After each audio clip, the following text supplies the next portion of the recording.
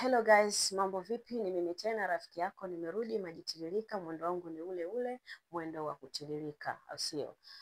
Popote pale ulipo mpenzi mtazamaji, msikilizaji, kama uko nyumbani, uko kwenye biashara, uko kazini, sehemu yote uliokuwepo umetulia na smart yako, unanicheck Majitiririka, unafuatilia vipindi vyangu, basi vipindi ambavyo nilivyokuwa navyo au nilichokuwa nacho leo endelevu. Leo nakuja kuzungumzia habari ya kwa nini wanawake wengi baadhi wanatoa harufu katika uke wao, na imekuwa changamoto nyingi na gumzo kubwa kwa watoto wa kiume na kusababisha hata watu wengine kutoka katika mahusiano yao au kusababisha pia mwanaume kwenda kutafuta mwanamke mwingine nje kwa kitu kidogo. So wakati mwingine hata kama mwanaume hataki kukuchiti, atakuchiti tu kutokana wewe uke wako unatoa harufu. Na hakuna kitu kibaya kwa mtoto wa kike au kwa mwanaume. Labda nikwambie, adui wa uume wa mwanaume ni mwanamke uke wake kutoa harufu. Kutoa harufu kama umehifadhi panya. Kweli mtoto wa kike. Sababu ni nini? Wanaume wengi wanakuwa wanapata maswali. Wakati mwingine unakuta mwanaume amempenda mtoto wa kike, mzuri, yuko smart, yuko pisi, msafi, yaani ukiona unasema huyu ni malaika kashushwa. Lakini kiingia naye ndani, anachokutana nacho ni kutoka shati liko begani. Ni kutoka na kupiga chafya kabisa. Ni kutoka na kwenda kusema kwa washikaji zake au kwenda kusema kijiweni, kwa sababu si alimuona yule demo akiwa kijiweni. Sasa hayo madhaifu wakati mwingine na nyinyi wanaume mnatufishia sisi wanawake. Unapomkuta mtoto wa kike anatoa harufu, muulize. Au kama unajua suluhisho yeye asiwe na harufu na umempenda na unahitaji uwe naye, muulize, mpenzi wangu, mbona unatofauti? Tumia tu kauli nzuri, so kauli ya kumfanya yeye hapaniki wakati unamuuliza. Yaani tumia kauli ya kumtengenezea hasira na makasiriko, kwa sababu kitendo cha mtu kutoa harufu mbaya katika mwili sio kitendo kizuri, na hasa mtu akikwambia binadamu wenzako unatoa harufu, mwanadamu waambie ananuka. Si ndio jamani? Kwa hiyo unatakiwa muulize mwenzako, bwana wewe, mbona unatoa harufu mke wangu au mpenzi wangu? Mbona unaona kuna mazingira tofauti? Shida ni nini? Hakuna mwanamke ambaye kaumbwa na maumbile yake ya uke kutoa harufu. Hakuna, mimi nakataa. Kutoa harufu ni fomra ambayo mwanamke huyo alipotokea, alipokuwa katika familia alipolelewa. Na kwa nini nasema ni tabia na chimbuko kutoka katika familia au malezi? Kuna familia nyingine mtoto anapokuwa mdogo, hasa sisi watoto wa kike, tukiwa changa tunatisha sana. Kuna kuta ile familia ipo katika mazingira ya usafi labda au uchafu.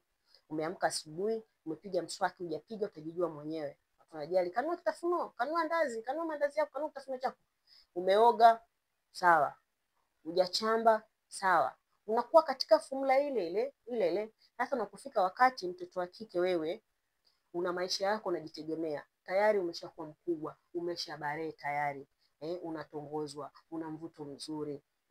Lakini ndio una hiyo kasoro ya uchafu. Kwa hiyo wewe umekuwa katika mazingira ya kutokukumbushwa kwamba unapoenda kuoga wewe mtoto wa kike au kufundishwa natakiwa uchambe. Uchambe vizuri na sio sabuni. Sabuni haitakiwi ipitishwe huko. Sabuni na chemicals sio mzuri. Mtoto wa kike yuko sweet. Ule ute ule wa kwako, japokuwa wengine hawana, unaweza kukutengenezea wewe, kukupa njia rahisi ya kujisafisha pasipo kutumia nguvu. Kidole chako kina kazi, una akili timamu. Unachokifanya kwa muda huo, fikiria kwamba hapa nipo naoga. Nipo katika muda wa kuoga na natakiwa nitumie muda wangu kwenye kuoga. Kwa unapotumia muda wako kwenye kuoga, jisafishe vizuri, jitanue, huu mwili ni wa kwako.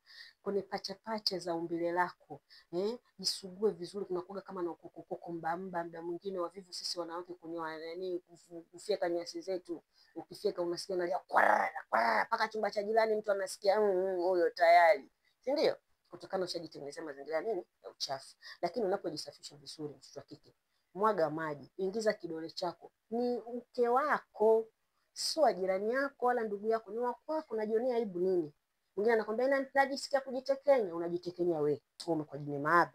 Jitanue, jisafishe. Hicho kidole kipeleke kushoto kulia. Kokonoa, pangua kama reki inavyokusanya uchafu. Uchafu ukikusanya na reki ukusanye mara moja. Utakusanya mara ya kwanza, mara ya pili utaona hapa fresh. Utatafuta dustbin utazotaka utadumbukiza. Sasa huo uke wako wewe unaonea huruma? Hata kama mnene ujifikii, sio kweli. Hakuna mwanamke ambaye anashindwa kujifikia kwenye kujisafisha umbile lake jamani. Wakati mwingine mimi nasema ni uvivu. Sasa huo uvivu wetu na kuendekeza malezi tuliolelewa, eti kama mimi sijaelewa hivyo, fresh tunajicontrol mwenyewe. Hiyo shoga yangu itakusababisha uache na mwanaume. Sio mwanaume ataki kusikia uke mwanamke unatoa harufu. Hiyo ndio, yani huyo ndio adui mkubwa wa uume wa mwanaume. Ni pale anaposikia harufu mbaya kwa mwanamke. Hata uwe mzuri vipi, shoga yangu unaachwa. Bora uachwe hujui kupika, bora uachwe hujui kufua, hujui kazi zote za nyumbani. Lakini shoga yangu sio uachwe eti uke wako unatoa harufu. Shoga yangu aibu. Yaani hiyo ni kasumba moja mbaya sana kwa mtoto wa kike. Yaani bora uachwe hujui kupika, hujui kufua, hujui kufanya chochote, lakini sio kutokujua kujisafisha. Ukiacha shoga yangu eti kwa sababu wewe unatoa harufu hujui kujisafisha, mama hata atoke mwanaume huko juu ya mbingu, mamangu uolewi. Mamangu hudumu na mwanamume. Mamangu wewe nakwambiaje mwanamke mwenzangu, wanaume watakupita tu chwa na wanaume wana tabia kuambizana. Hana kitu pale. Wanaume wapo kama wateja wa nyanya. Mwanaume sio nisemeje. Kwa hiyo wewe mwanamke ambaye unatoa harufu, jitahidi kujisafisha uke wako. Jisafishe vizuri, sabuni ikisafishi wewe, kidole chako kinakusafisha. Kama uamini, amka asubuhi. Mbona mwanamke muda wote ni kipolo? Tunachachaga sisi tukilala. Ukiamka asubuhi kama uamini, jiingize kidole, afu angalia funusa. Kuna ule harufu ya kawaida. Sasa wewe plus hujui kujisafisha. Alafu unapenda kugonga ovyo. Kila mwanaume anakumwagia. Ukitoka kugonga na mwanaume wewe mwendo wa tishu. Unachukua tishu unajipangusa, umekwenda. Umeenda kukojoa, hujui kunawa. Kama ndio mpango wa vijola, unalipenyeza katikati. Umefuta umepita. Haya, wadada siku hizi tupende kuvaa chupi. Chukua gauni lako kama ndio una wipes tena. Wipes na chemical na ile maji yanatudanganya jamani. Unajisafisha umemaliza. Umeenda kwa mwanaume wako umefanya na mapenzi na kwenda haraka umetoka hapo nyumbani. Umefika nyumbani umechoka umelala. Unajua unakijitunengeza kitu gani? Halafu hapo kumbuka wewe kujisafisha hujui, hujakuwa katika fungu la kujisafisha, ni mchafu, ni harufu na dhaliana. Unakuja kupata mwanaume permanent sasa. Hakuelewa mtoto wa kiume, hakuelewa mtoto wa kike. Yaani una upendo na unajishughulisha vizuri, lakini shoga yangu una tabia kutoa harufu. Kutoa harufu ni kujiendekeza. Hata kama umekuwa katika formula ambayo hujafundishwa, umeshakuwa mkubwa unaishi na watu, jisafishe. Uliza hata mwanamke mwenzako, mimi bwana mwenzako, mpenzi wangu waga enjoy kwenye mapenzi, anitafuti. Tukitaka tu kufanya mapenzi yani inakuwa shida. Muulize mwanamke mwenzako atakuja. Kuna vipindi kama hivi vya kujuzana. Fuatilia maelekezo, ujue jinsi ya kujisafisha. Utadumu na mahusiano yako. Lakini ukiona wewe una mwanaume alafu akurudii, shoga yangu una shida. Niulize shida inatokea wapi? Yaani hapo nyumbani kwenu watakuja kila mwanaume atakuja. Lakini kama utakuwa mkweli kwamba mama au mimi jamani mwenzenu mahusiano yangu hayadumu kwa sababu na shida hii, shoga yangu utatia tu aibu familia. Kuwa mkweli uelekezwe.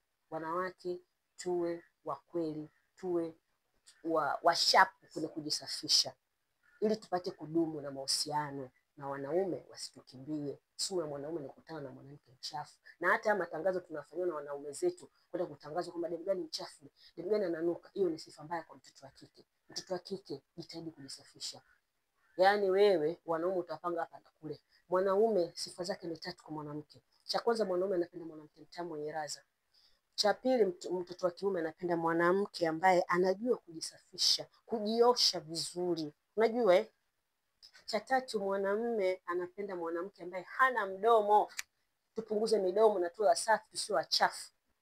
Bwana wenzangu, kwa leo naishi hapa. Asante kwa kunifuatilia. Tutaonana katika video nyingine. Chao.